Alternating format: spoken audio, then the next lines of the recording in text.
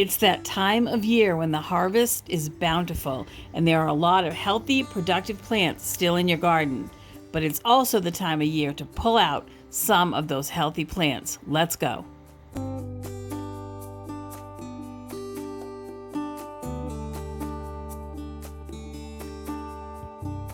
Just getting down the rows is a real challenge sometimes, especially if it's been raining. These are fruit trees going down. Those over there, all the way down, are pepper plants. And they're really producing. I just picked a whole bunch of them and brought them in the house. These are cucumbers. These are butternut squash going up the trellis.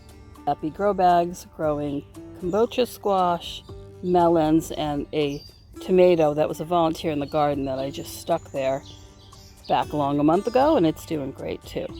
Everything in the garden looks really lush and things are becoming really productive. But here's the problem. Things also become really overgrown. Those are my tomatoes on each side, a row of beans down the front here. And as you can see, I don't really have a walkway left. So those have to be all tied up and taken care of today or tomorrow, maybe not just today. These are citrus trees. That is a Meyer lemon. The middle one over there is a mandarin orange. The very end, a kefir lime, and that green pot in the middle, that is how I grow my leeks.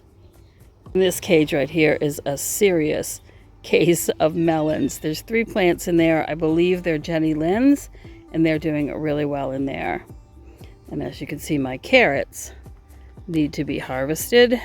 I have more carrots. My second row is down there at the bottom. This is Swiss chard, and then way down there, there's kale, more Swiss chard, and beets, ending in sunflowers and another archway that goes out of the garden on that side. I have an archway over on this side, on the other side, the fruit trees as well. That allows me to go in and out of the garden, and we have a really big gate over here, and that's how we get the lawnmower in and out, and any big equipment that needs to come in, like our great big wheelbarrow too. So this is also the time of year to reset. This has already been reset. As you can see, it's been thoroughly weeded. There's nothing growing in it, and it's been mulched heavily to keep the weeds down until we plant. That's going to be some kind of brassica like broccoli or cabbage.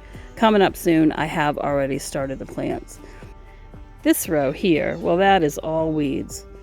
Lamb's quarters and grass and other stuff, and a volunteer tomato right there. All needs to come out. This all needs to come out. These are leftover kohlrabi, and way down at the end, kale that's gone to seed. So all that needs to come out too. But right this minute, what we're going to work on is way back there. Let me show you what's going on. Garden, I have a gate right here, just an opening that allows me to walk between rows, and a really cute little comfortable sitting area here and an arch. I'm kind of close to it. It might be a little hard to see, but I've got beans growing up one side, and these are yard-long beans growing up this side. But this, believe it or not, is a pathway. That is only 3 zucchini plants, a few leftover corn that I grow ornamentally just so that I can put them around my mailbox in the fall, and then way in the back I have stuff growing too. Weedy disaster. I'm not kidding. It is literally just 3 zucchini plants, and they have been pruned back once already, but the soil here is so good that they're kind of crazy. The problem is, you can see, let's look down at this first one at the beginning of the row. If you look under it, there's pepper plants. They're jalapeno, and I think pippin, maybe. This one's kind of variegated, which is pretty. And you can see the tomatoes, this tomato plant's on a trellis right here behind it. But these have really taken over, so they need to be cut back again. But they're really productive, so I don't want to damage them. And this, lamb's quarter, I believe. Just a few corn ears. And back here I've already started working, and I'll give you a show of that. All right, so I had a lot of boards right there. I've pulled out a bunch. You can almost see it through the fence. I've been throwing it over the fence because it's easier than backtracking it this way. Borage is wonderful in the garden for the pollinators, but this time of year It's really mostly gotta go. And you can see why if we look a little closer. Here I pulled some of the borage out. I have cucumbers here in a bag growing up, a trellis of green beans right there, and a tomato plant that's been completely shaded by this borage. And look, there's still a bee on that borage trying to, he moved. So sweet. I love the bumblebees. Well, I'm trying to give a little light to the tomato plant, which is already fruiting, and some more room to, again, these incredibly big squashes. This is a patty pan squash. I just picked them so they're leaning over a little bit, but you can see there's still fruit in there. This are cosata, I think, Italian zucchini. Sorry, being attacked by a bee. These need to be pruned back again because that's just too much. I can't walk between them. This is the furthest back part of that space. These up here are all winter squash. These are melons in a box. They're watermelon in a box here, and they're growing over it, which is fine. I leave this space for vining plants on purpose. The reason I do that is because those sweet potatoes are going to vine out and take over this whole spot. It doesn't matter to me if the winter squash do that too. So this whole area is just left for vining plants. And right here to the right is a trellis where I grow my favorite green beans. These are a nor'easter bean. I don't know if there's any in here because oh yeah, there we go. This is a big one. I forgot. Ooh, apparently missed this one, but you can see how big they are. I usually pick them this size, obviously. But if you forget them and they get this size, you can still eat them. They're not too stringy. You cut them up, you get them blanched, and they're delicious. And they're great for pickles too. So I always grow them on a trellis, obviously, and usually in this spot. But they take a while to come up and to get productive. So there's something else I do. It's a habit. I always plant right along on the bottom of them a little row of bush beans. Those come up first. We eat the bush beans for a couple of weeks.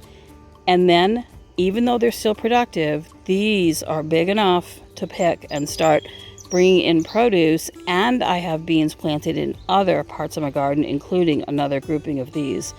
So it's time for those bush beans to go. So I just ripped them out this morning. And there they are, over there. They were productive and they were doing great, and they still would have been productive for several more weeks probably. And it was purple, green, jade beans and yellow beans. So they were a pretty color and they were delicious, but I need the room back here now. So I am not opposed to pull out things that are even still healthy and still productive if I need the space or I need to plant something else. Now I could plant a row of radishes in there or something low growing like spinach, which would get some shade and it'll be a little bit cooler in a couple more weeks, and I could grow a row of spinach there for the fall table and they won't take over my already overwhelmingly taken over pathway like this. Here's another shot in the opposite direction and you can see how full the garden's getting too. This is the front of the garden. You don't see this side very much because I usually film coming in the other side.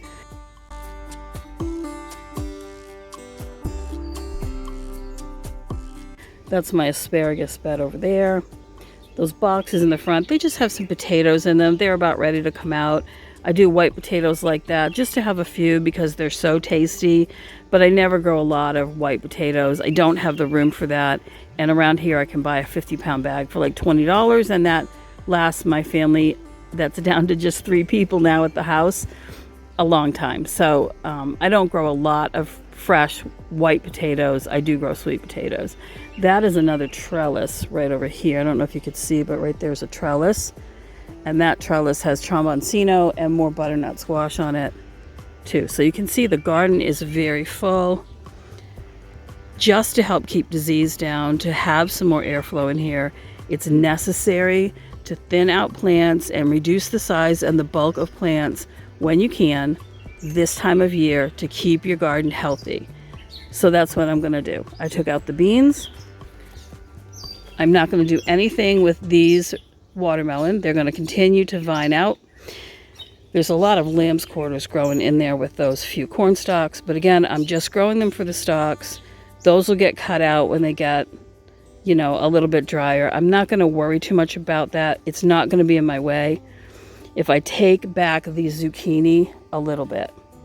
I don't know where everyone else is, obviously, but I am in zone 7A on the east coast, or in the south coast of Rhode Island, excuse me, in the eastern United States, near Newport, Rhode Island. So we have a long, good growing season, but we do get a cold winter. We have not had too much of a problem with squash bugs this year. I've seen, I think, 2 cucumber beetles in the last week, but other than that, really nothing for pests. I am an organic grower. I do use kale and clay pretty liberally in this garden, but as you can see, if you look around, there's really not much of it visible at this point. We've had a cold, rainy season. It's been very humid. I'm surprised there isn't more fungal problems. I don't even really have any powdery mildew anywhere. That's a big shocker to me with all this humidity. I'm standing outside right now. It's probably 90 or 95% humidity. I had a lot of really hot weather too to go with that humidity, so it's a surprise, but things have done really well. I do have another place where I have zucchini planted, but honestly, these 3 plants have been so productive. And again, no vine borers this year, no squash bugs, no tomato horn worms, just 2 little cucumber beetles, which met their demise at the end of my gloves. So I'd love to know down below what you guys are seeing for bugs or pests or diseases this year, because I'm really not seeing much of anything here. So again, here's your permission to remove productive, healthy plants from your garden if you've had enough of that particular kind of produce, or if you need more airflow in your garden, or if you just need to thin down a few plants just to be able to move around and be efficient and tend to the other plants that you're keeping. So I'm going to pull out the rest of that borage right here and get this ground prepped, and I'll have a spot to plant maybe another zucchini plant or something similar. I never ever feel guilty about resetting a place in my garden to plant something new, or even just to leave it, mulch it, and leave it for next year without planting something new if I've got plenty of other stuff going. So your garden, your rules.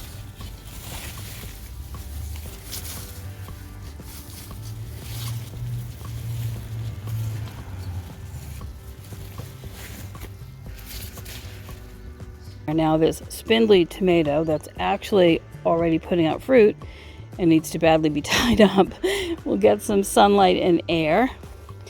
The squash on the other side that's just coming up to the trellis, that's again, I think Waltham butternut. It could be Trombensino, I'm not really sure. I think looking at it, it looks like butternut. Now I've got another open space to plant. I could put my next generation zucchini plants in there, one there, maybe one here. I don't know, this is still productive, so maybe I'll leave it longer, but I could put one zucchini there just to take me through the fall. And this stuff all is going to have to be cut back.